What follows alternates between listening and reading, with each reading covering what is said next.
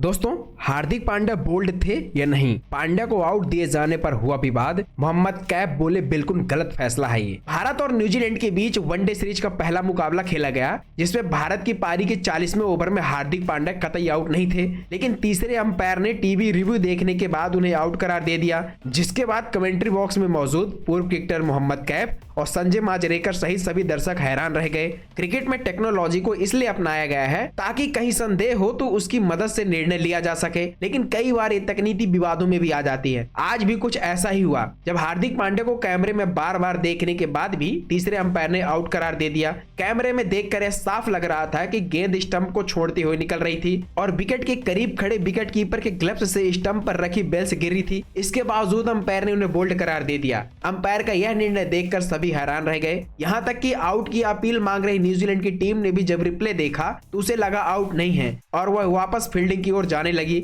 इसी बीच जब स्क्रीन पर अंपायर का फैसला आया तो उनकी खुशी का ठिकाना नहीं रहा। स्क्रीन पर आउट जो लिखा था, हार्दिक पांड्या भी इसे देखकर हैरान थे और निराश होकर पवेलियन लौट गए। कमेंट्री बॉक्स में मौजूद पूर्व क्रिकेटर मोहम्मद कैफ और संजय मांजरेकर ने भी इस पर भरोसा नहीं कर पाए। कैफ ने इस अंपायर का गलत फैसला करार देने में जरा भी देरी नहीं लगाई। उन्होंने साफ कहा कि अंपायर यहाँ गलती कर गए, उन्हें कुछ और समय लेकर दूसरे एंगल से देखना चाहिए था। उन्होंने कहा, साफ दिख रहा है कि गेंद स्टंप की लंबाई से ऊपर है और उसे छोड़कर निकल रही है, जबकि विकेट कीपर स्टंप के बहुत करीब खड़े हैं और उनके दस्ताने स्टंप को छू रहे हैं, जिसके चलते बेल्स गिरी है। यह गलत फैसला है। इसके बाद संजय मांजरेकर ने भी कहा कि हार्दिक पांड्या आउट नहीं थे, विकेट कीपर बॉल से पहले स्टंप को छू रहे थे। लेथम ने यह गलती बाद में कई बार दोहराई थी। जब बल्लेबाज अपने शॉट खेल रहा था तो वह अपनी ग्लव्स से स्टंप पर छू रहे थे और बेल्स गिर रही थी। तो दोस्तों, थर्ड अंपायर के इस निर्णय पर आपकी क्या राय है, कमेंट करके जरूर बताएं।